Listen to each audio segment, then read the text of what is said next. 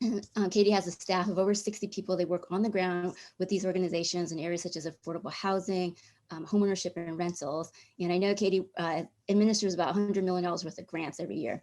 So basically, we thought she would be a great person to walk us through a few things. One is unpack for us these two terms, de facto and de jure, that come up in the book, and then unpack for us the central thesis of the book, and then walk us through the systemic consequences, long-term systemic consequences of the systematic discrimination that we read about in the book. So basically, as a way to kind of contextualize our first book discussion. And after Katie shares, we're gonna go right into our first book discussion.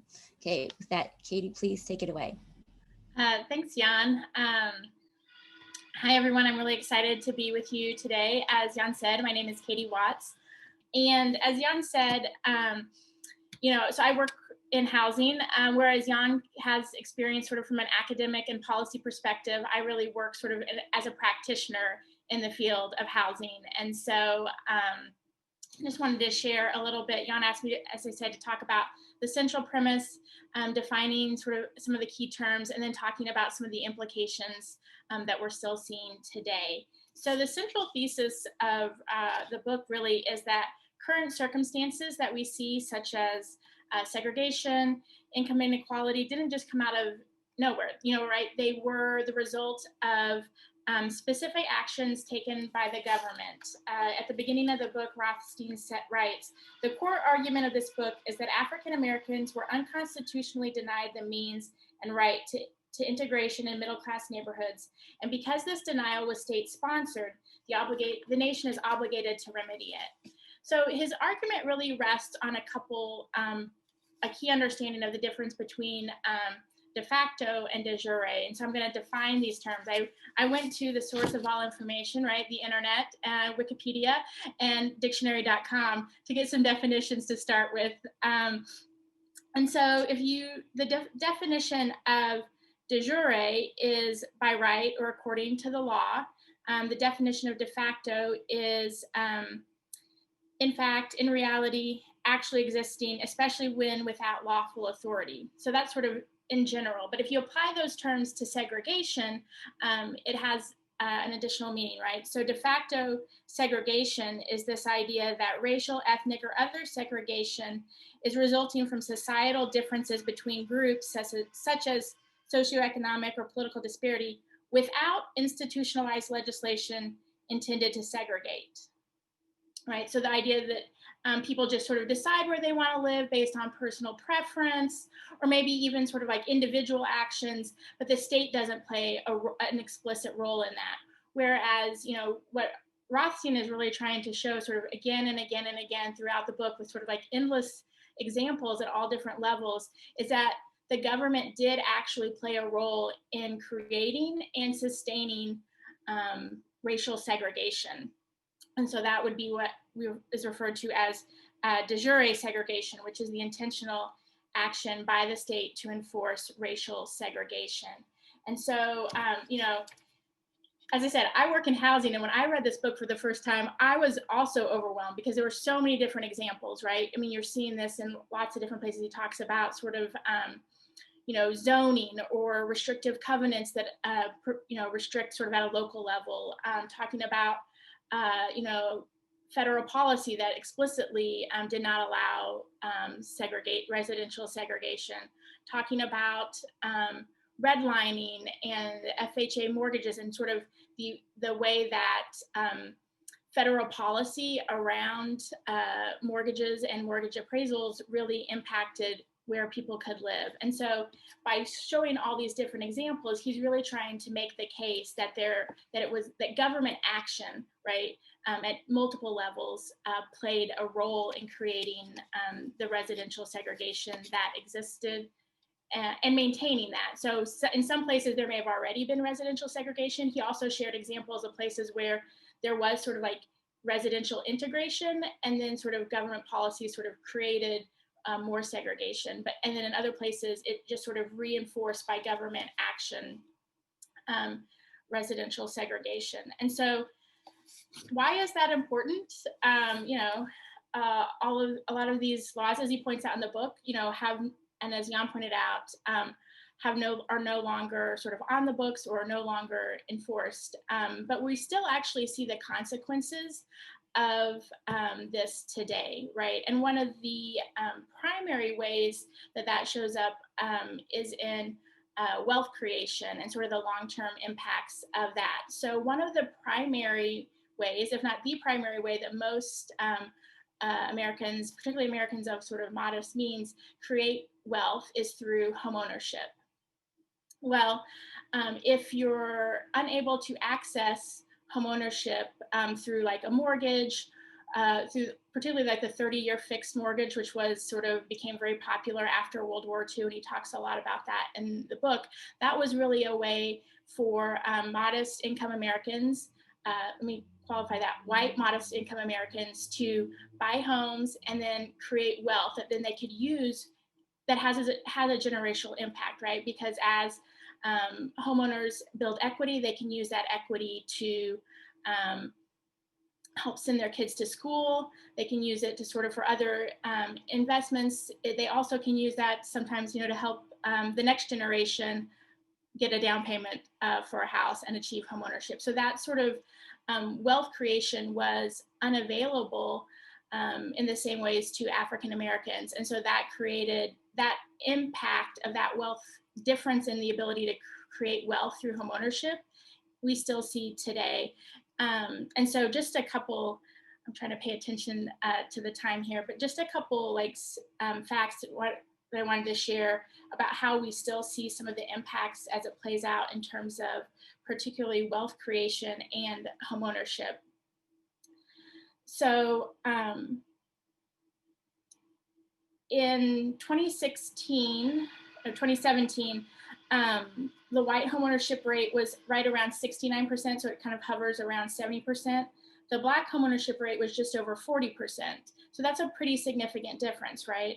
Similarly, according to the Urban Institute, according to the Brookings Institution data, the net worth of the typical white family was around $171,000, which is 10 times that of the typical African-American family at just over $17,000. So we still are seeing the implications. And, one of the things that stood out to me in the book was really the fact that if you think about other types of segregation, right? So if you think about, he makes this point sort of towards the end of the book that for, like segregation in sort of like lunch counters or public spaces or on buses, the very next day after that was, those laws were struck down, somebody could sit at the lunch counter anywhere. Anyone could sit where they wanted in the bus, but housing has a longer term impact because one, people don't just up and move the next day, right? And so over time, these residential patterns had become more entrenched based on the way the government actions that had been taken. Additionally, as sort of neighborhoods sort of increased in value, Black families may have been priced out of neighborhoods that they would have been able to afford, like Levittown, which he talks a lot about in the book, sort of initially, but because of sort of by the time that they were able to actually buy there, prices had increased, and that made it more unattainable. And so, I've just kind of tried to lay out this at a high level, but again, Rothstein's premise is that the government actions that played a role in creating these things that we still see the impact of today. And therefore, because it wasn't just individual actions, we should expect that it will take more than individual actions to undo the impacts of these systematic causes. So with that, I'll close. I'm looking forward to the discussion. So we thought we should go through some of these definitions with you guys. So first, what is a system?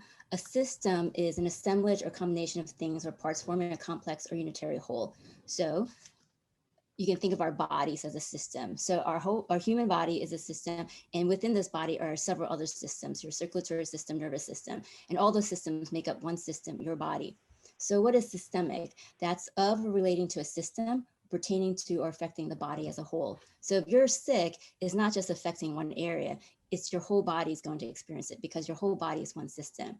And today we're focusing on the word systematic, and that's having, showing, or involving a system, method, or plan. So basically something that's methodical. So for example, even though you care about your whole body, you would take care of your skin by bathing, and maybe you take care of heart health by doing something differently. So you treat parts of your body systematically. And so it's not necessarily good or bad. There's nothing inherently good or bad about anything, but basically there's a different treatment of something.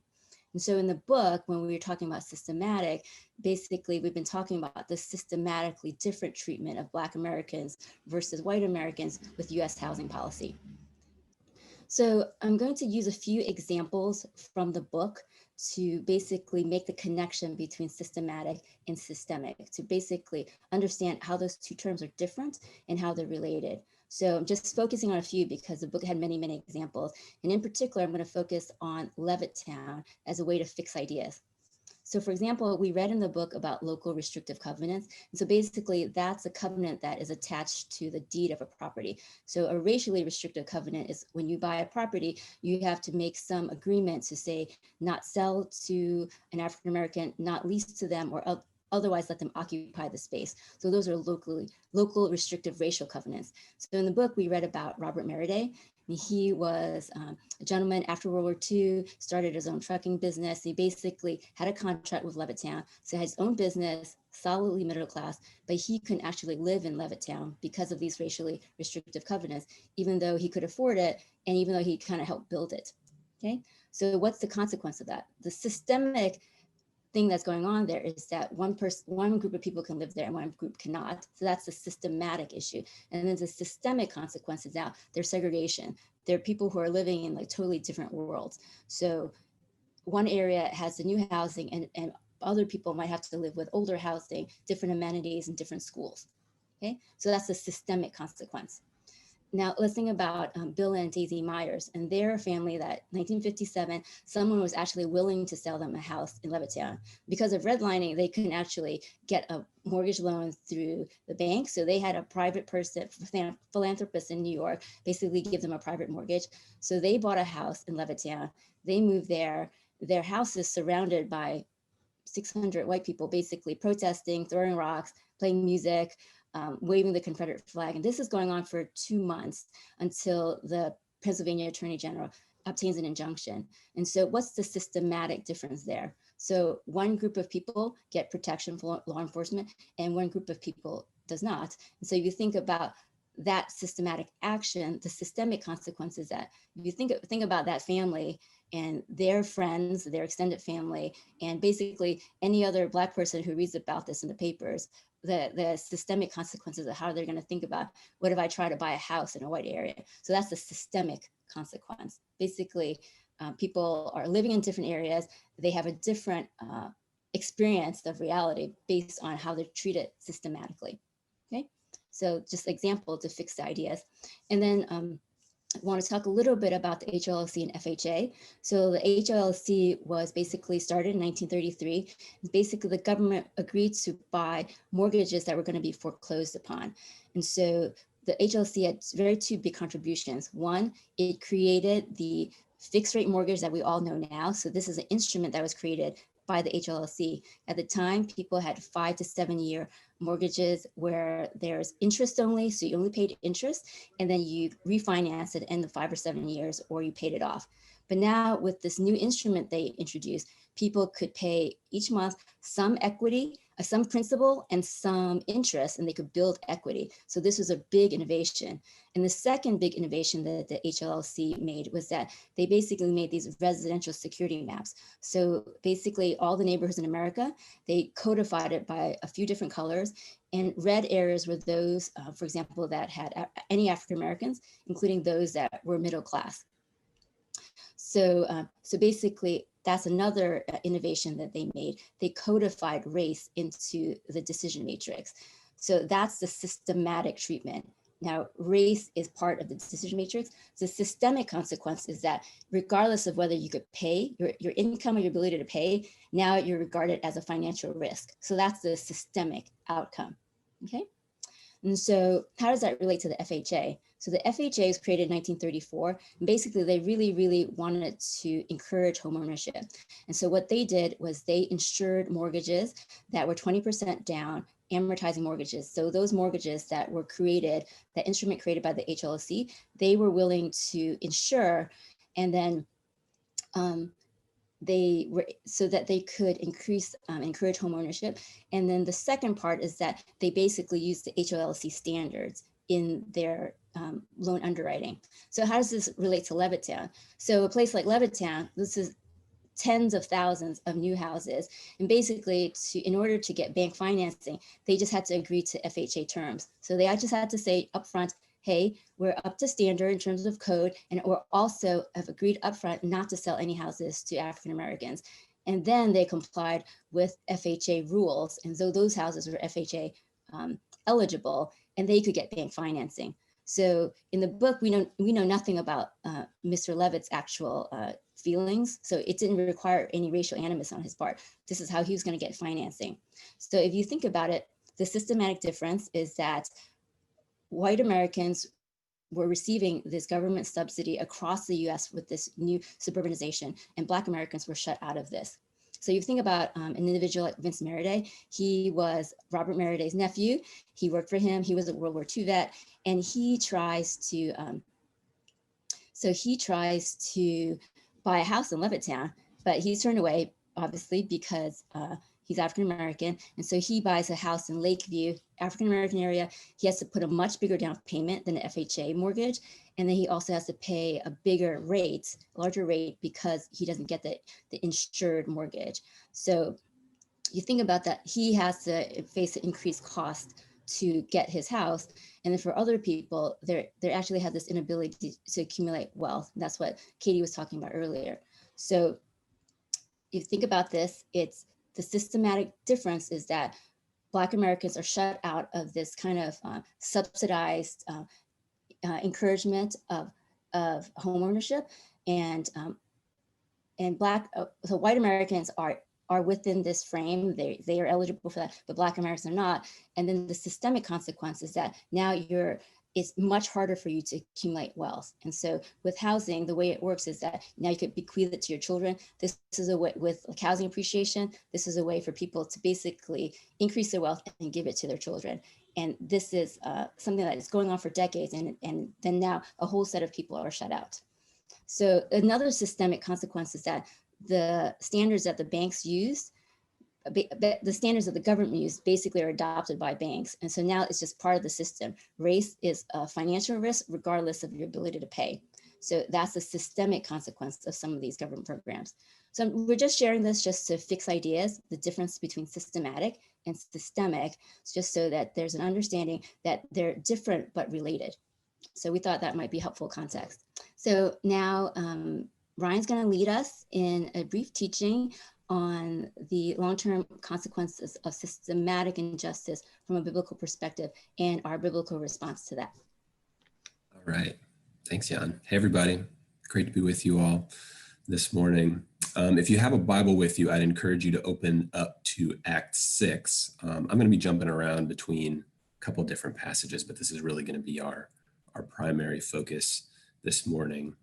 So in the brief time that we have, I'm going to highlight 3 biblical themes related to systematic injustice and its consequences. We're going to start pretty broad, and then we're going to slowly start to narrow in, particularly on this Acts 6, verses 1 through 7. So I'm just going to read this for us, reading fairly quickly, keeping track of time. So this is Acts 6, 1 through 7. Now in these days, when the disciples were increasing in number, a complaint by the Hellenists, that is, the Greek-speaking Jews, arose against the Hebrews because their widows were being neglected in the daily distribution. And the 12 summoned the full number of the disciples and said, "It is not right that we should give up preaching the word of God to serve tables. Therefore, brothers, pick out from among you 7 men of good repute, full of the Spirit and of wisdom, whom we will appoint to this duty. But we will devote ourselves to prayer and to the ministry of the word." And what they said pleased the whole gathering, and they chose Stephen, a man full of faith and of the Holy Spirit, and Philip, and Prochorus, and Nicanor, and Timon, and Parmenas, and Nicolaus, a proselyte of Antioch. they set before the apostles, and they prayed and laid their hands on them. And the word of God continued to increase, and the number of the disciples multiplied greatly in Jerusalem. And a great many of the priests became obedient to the faith. So the first thing that I think the Bible has to say to us in this context, as we're thinking about some of the things presented in the book, is that the past has consequences. And oftentimes these are far-reaching consequences. And this might seem like kind of an obvious point to highlight, but I do think it's important, especially in our context, that really emphasizes personal freedom, individual autonomy, that we, by our own choices, determine our future, and we operate primarily as individuals. I think it's important to highlight that the Bible does not approach us in this way. You know, this theme, I think, comes out especially if you look at the history of the nation of Israel. Think about the sins of King Solomon and how they just infect the whole next generation of political leaders, you know, not just his children, but a whole generation, and tear apart God's chosen nation for the rest of their history. You know, and then the book of Nehemiah, the last chronological book of the Old Testament, the people of Israel, they're examining their past, and they're driven to confession for the sins of the kings of old and the princes of old and the priests, the religious system, the political system. You know, they recognize that they're living under the cloud of the past in that context. And I think even in this passage in Acts 6, this is important to note, because these are all converts of Christ that we're talking about here. But their conversion didn't just automatically wipe out the past cultural differences, the past conflicts between Jews who were more culturally Greek and those who were more culturally Hebrew. So that's the first point, that the past has consequences. The second is that oftentimes in Scripture, God's people can be blind to injustice. This is just a reality that is ever present for God's people. So think of the cows of Bashan in Amos 4. That was part of our sermon series this summer. Or if you look at the Pharisees in the four Gospels, you know, their goal is really piety and holiness. That's what they were after. But they had become blinded to how oppressive their legalistic interpretations of the Mosaic law were for the people of Israel. You know, even the Apostle Peter in Galatians 2 gets called out by Paul for being blind to his own hypocrisy for how he's treating the Gentiles. And here in our passage, we have apostles primarily of this Hebrew Jewish descent, the church being led primarily by Hebrew Jewish Christians. And the Jewish establishment in Jerusalem had a system in place for distributing food and resources to widows. So we know this from resources, extra biblical resources around this time, that there was a system in place, a pretty thorough system that had been in place for decades, that the religious leaders and political leaders in Jerusalem used for distributing food and resources to needy people, especially to widows who were on the margins of society. And I think, you know, as we look at this text, none of the early church leaders noticed this systematic issue in how the Greek-speaking widows are being treated until the Greeks speak up to them. So I think that's one really noteworthy thing about this text, is that they don't notice until the Greek-speaking Jews actually speak up about it. The second really noteworthy thing that I think we could spend a lot of time on if we had more time is that, you know, most scholars will note that these guys that the apostles appoint appear to be Hellenist Jews, actually, if you look at their Greek names. So that's an interesting part of the solution that they offer here. All right, so those are our first two themes. The past has consequences. It's easy to be blind to injustice. I think the third point I would want to emphasize is that repairing injustice requires sacrifice. And this section is a little bit of a tease for things we're going to talk about next semester, but I thought we could highlight it together just for a couple minutes together. Repairing injustice costs something, basically, in the biblical framework. You know, if you go back and you look at the Mosaic law in Leviticus and Numbers, one of the things that you'll see is this principle of restitution that is outlined there. So for example, you know, if you sin against someone, if you steal from them or cheat them in some way, Numbers 5 says this: if that person realizes his guilt, he shall confess his sin that he has committed, and he shall make full restitution for his wrong, adding a fifth to it and giving it to him whom he did the wrong. So it even goes on to say that if that person's no longer around, you give that restitution in the fifth to their next of kin, or to the church if there's nobody around who can receive that repayment. So what the law required was, first of all, that you repay what is stolen, but it doesn't just stop there. Justice requires more beyond that, that additional fifth that this text is talking about. Then we have the wonderful story of Zacchaeus in Luke 19. If you don't know the story, basically Zacchaeus is the original Ebenezer Scrooge from a Christmas Carol. He's a tax collector. He is hated by the Jewish people because he's a tax collector, and he operates his business in seemingly pretty untrustworthy ways. He's defrauded people. And then he meets Jesus, and he does this complete 180 after sharing a meal with Jesus.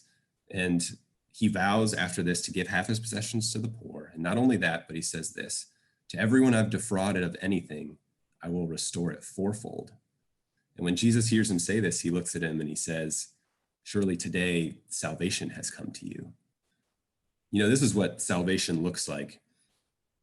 This free, joyful generosity, this understanding that once you've met Jesus, giving up of myself, even fourfold repaying my past wrongs, it just kind of makes sense. And so as we look at the responses specifically here in this Act 6 text, the response of the apostles and the disciples goes beyond just repaying the past wrongs. It's focused not just on like the individual people and repaying them, the food or the resources or whatever that they may have missed in the past. It's focused on addressing the systematic issue going forward. So when they become aware of the systematic problem, they target the system in their response, which I think is interesting to note. And then the solution that they offer, it requires sacrifice. In this case, the sacrifice is time and resources of these men. These 7 guys they're wise men, they're full of the Spirit, and the apostles devote their gifts towards addressing this issue. So their solution is to set up the church's first diaconate. This is the first mercy ministry expounded in the New Testament. And I think it says something about the early church. If you look at the church in Acts, the record of the early church we have in the New Testament, there are 2 things that come up over and over again, 2 themes, and that's generosity and sacrifice. It's just a characteristic, according to Luke and the apostles, that this seems to be what the gospel does to people. And so at the end of Color of Law, for those of you who made it all the way through, it has this section where the author proposes all these potential solutions or things that might help rectify the wrongs he points out in the book. They're pretty wide ranging. Some of them are, national or state level solutions. Some of them are more community driven. Some of them are a little more individually focused. I'm not trying to, advocate for any particular policy initiative that he sets forth here or anything like that. And I think, we can admit that it can be challenging to apply the truths of Scripture in our particular social and political context. And like I said, we're going to get a little more deeply into this, in the next few sessions as we look at more of a positive view of what justice might look like in our context. But I think what we can say at this point is that systematic injustices and the far-reaching consequences that result from them are things that the Bible speaks about and has something to say to us about. And it seems like we should anticipate some type of sacrifice if we want to rectify past injustices. And I'll close with just saying this, that, thanks be to God that we're not motivated to resolve injustice out of a guilty conscience. God's not trying to shame us into anything. He's not trying to shame us into service, as Yan mentioned earlier, one of our core themes. I think it's a gift that we're actually free to sacrifice, and we're free to give up ourselves. We're not forced to sacrifice. So thanks be to Christ for that. And hopefully that will always, be part of our perspective as we look at these things.